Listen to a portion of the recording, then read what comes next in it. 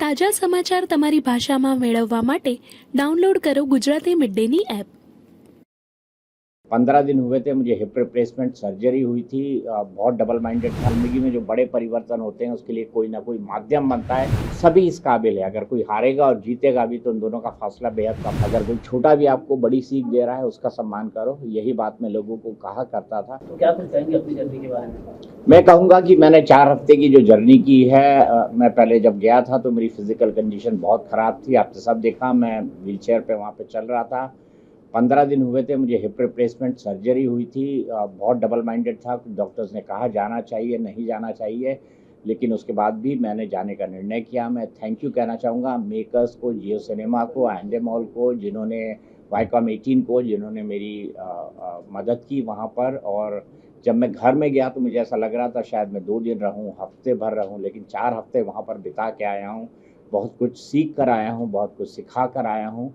उम्मीद है कि जो सिखाया है मेरी सीख लोग याद रखें, अपने अनुभव, मेरे अनुभव का इस्तेमाल करें, और जो मैंने सीखा है वाकई में उसे मैं ज़िंदगी भर याद रखूँगा। जब आप घर से बाहर आ रहे थे तो काफ़ी ज़्यादा घर के अंदर लोग रो रहे थे, रणवीर, कटारिया और शिवानी।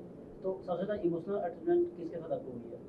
देखिए, मेरे साथ सबके साथ इमोशनल अटैचमेंट है। ऐसा कोई नहीं है जिसको मैं कहूँगा कि मेरा उससे इमोशनल अटैचमेंट नहीं था। सब लोग मेरे पास आते थे, अच्छी बुरी बातें करते थे, अच्छी बुरी बातें सुनते थे, सुनाते थे। हमारा एक रिश्ता था और वो रिश्ता समय के साथ डेवलप हुआ है। एक में ना बड़ा वक्त होता है, एक छत के अंदर रहना इस डिजिटल युग में, ना टीवी देखना, ना फ़ोन आपके पास। हमारे पास है, था भी तो वो एक सर्टेन टास्क के लिए था, बाहर वाला के लिए वो फ़ोन दिया गया था।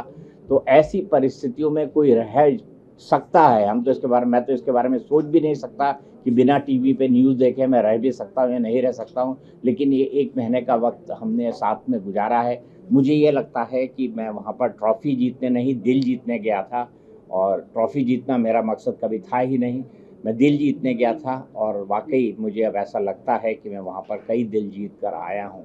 उनके आँसू इस बात के गवाह हैं। दीपक सर, आपसे जानना चाहूंगी, जैसे कि आपने कहा नॉमिनेट घर से बाहर आ चुके हैं, बट कहीं ना कहीं तो अभी भी वो टास्क, जो फूल का टास्क हुआ था उसमें आपने उन्हें सेव हुआ था, कहीं ना कहीं उन्होंने आपको नॉमिनेट कर दिया। कहीं ये लोग जहाँ बोल रहे थे कर्मा रिफ्लेक्स हुआ है, इस पे आप क्या कहेंगे? मैं सिर्फ इतना कहना चाहूँगा कि मुझे किसी से इस बात की नाराज़गी नहीं है कि किसने मुझे नॉमिनेट किया, किसने नहीं किया। बिग बॉस के घर में मुझे कोई परमानेंटली नहीं रहना था। 4 हफ्ते बाद नहीं तो 6 हफ्ते बाद शो ख़त्म होना था और मुझे बाहर आ जाना था। ये बात ठीक है कि मैं 4 हफ्ते बाद नॉमिनेट हुआ, ये भी ठीक है कि रणवीर ने मुझे नॉमिनेट किया।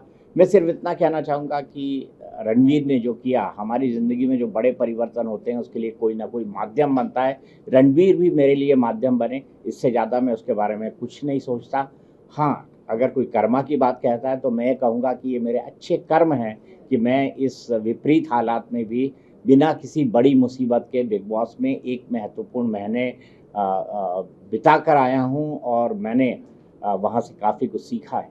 सर, आपसे अदनान बदतमीजी से बात की तो आपको कितना हर्ट हुआ था उस टाइम में? मैं इस लायक उनको नहीं समझता कि उनके बारे में किसी तरह की कोई टिप्पणी करूँ। क्या बात है सर, अकॉर्डिंग टू यू सबसे स्ट्रॉन्ग कंटेस्टेंट्स कौन लगते हैं इस समय बिग बॉस हाउस में?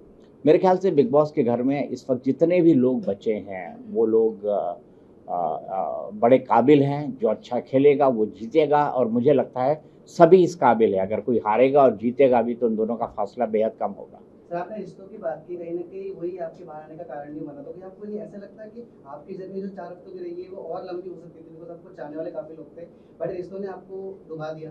क्या फ़र्क पड़ता है सर, कोई ना कोई तो किसी को डुबोता है। देखिए, ज़िंदगी में जो है, ये जो यहाँ लिखा होता है इसको कोई नहीं बदल पाता, होनी को कोई नहीं बदल सकता। मेरी माँ कहा करती थी कि सामान 100 बरस का, पल की खबर नहीं। मतलब ये प्लान फॉर 100 ईयर्स, हम अपनी ज़िंदगी 100 साल के हिसाब से प्लान करते हैं कि 20 साल में ये करूँगा, 30 साल में ये करूँगा, 40 में ये करूँगा, 50 में ये करूँगा।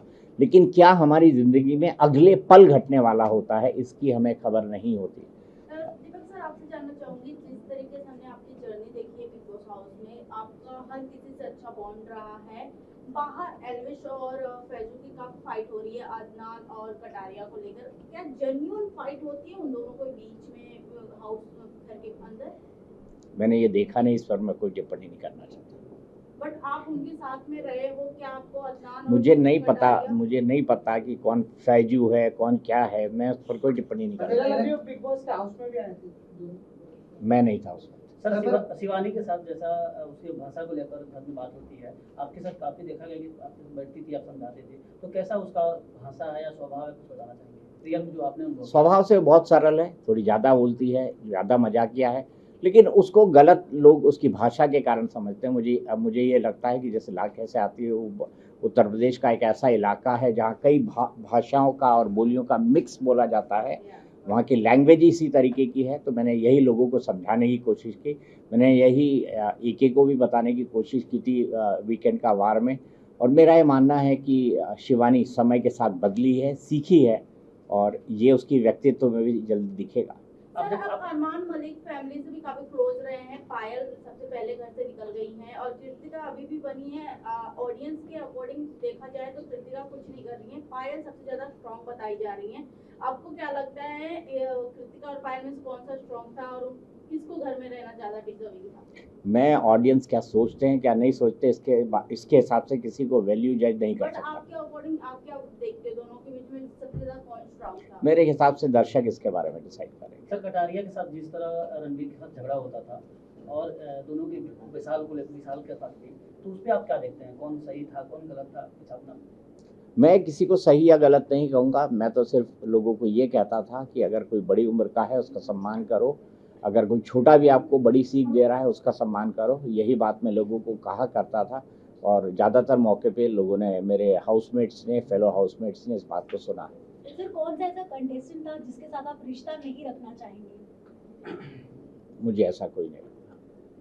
अदनान ने जिस तरह से आपके साथ बिहेव किया, क्या उसके बाद भी आप सारा गिला शिकवा आप भूल जाएंगे? मैं कमेंट कर चुका हूँ कि इसके बारे में कुछ नहीं कहना चाहता। तो क्या आपको ऐसा लगता है कि इस सीजन जो बिग बॉस का जा रहा है वो उसकी टैलेंट काफी लो जा रही है, इसकी वजह से बार-बार वाइल्ड कार्ड एंट्रीज लानी पड़ रही है, कभी अनुष्का को बुला रहे हैं, कभी फैजल को बुला रहे हैं, फेक कंट्रोवर्सी क्रिएट कर रहे हैं?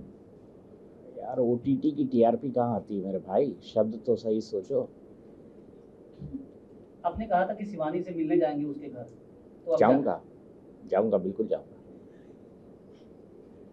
सर, बिग बॉस के बाद मतलब आपके लाइफ में मतलब अभी क्या चेंजेस आए, आप इसके बारे में क्या कहना चाहोगे, या क्या चेंजेस आ सकते हैं, आपको क्या लगता है इसके बारे में? एक दिन में तो मुझे कोई चेंज नहीं दिखा। सर, आपने वेट कितना लूज किया, क्योंकि बिग बॉस इसीलिए जाना जाता है कि लोग अंदर जाने के बाद वेट तो जरूर लूज कर लेते हैं 4-5 किलो। अभी मैं अपने जो वेट स्केल है उस पर चढ़ा नहीं हूँ, लेकिन वेट मैंने जरूर लूज किया। सर, आप घर के अंदर थे तो आप फिजिकली फिट नहीं थे, तो कितनी परेशानी हुई आपको और कौन से लोग जो आपको सबसे ज्यादा हेल्प किया? मुझे हर इंसान ने मदद की जो उस घर के अंदर था, चाहे वो मुझसे बात करता हो ना करता हो, मुझे पसंद करता हो नापसंद करता हो, हर इंसान ने मेरी मदद की है, किसी ना किसी रूप में मदद की है, और मैं सबका बहुत तहे दिल से धन्यवाद करता हूँ। Okay, thank you. Sir, top 3 में कौन हो सकता है आपके हिसाब से? मेरे हिसाब से टॉप 3 में मैं खुद हूँ। સબસ્ક્રાઇબ કરો Gujarati mid day bell icon પર ક્લિક કરીને મેળવો તમામ વિડીયોના ડાયરેક્ટ નોટિફિકેશન।